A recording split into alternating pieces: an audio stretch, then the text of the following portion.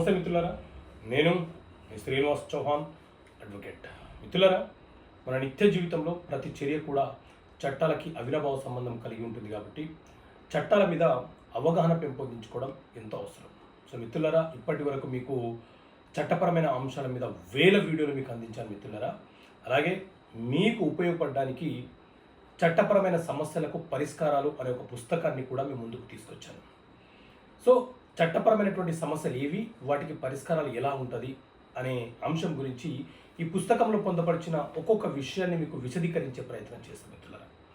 Right, ఒక ప్రశ్న ఏంటి అంటే, కుమారుడు లేదా కుమార్తె చనిపోతే వారి పిల్లలకు వారసత్వపు ఆస్తిలో వాటా కోరే హక్కు ఉంటుందా?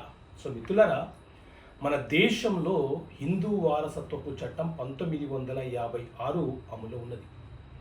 ఈ చట్టాన్ని 1985లో అప్పటి రాష్ట్ర ప్రభుత్వం అంటే స్వర్గీయ శ్రీ ఎన్టీ రామారావు గారు ఆడపిల్లలకు కూడా వాటా ఇస్తూ వారసత్వపు ఆస్తిలో వాటా కోరే హక్కులను కల్పిస్తూ ఆ చట్టాన్ని సవరణ చేయడం జరిగింది.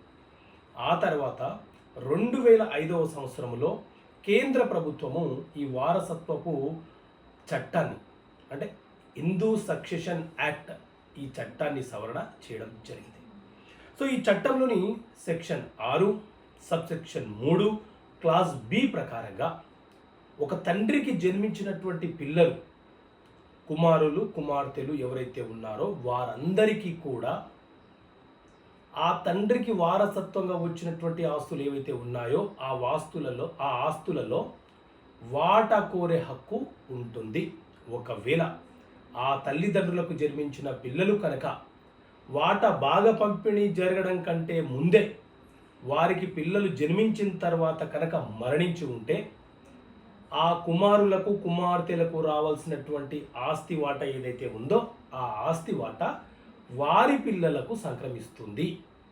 అంటే మొదటి జనరేషన్ లేకపోతే వారికి రావాల్సినటువంటి వాటా వారి యొక్క వారసులకు వారసత్వపు ఆస్తుల్లో హక్కులు సంక్రమిస్తాయి.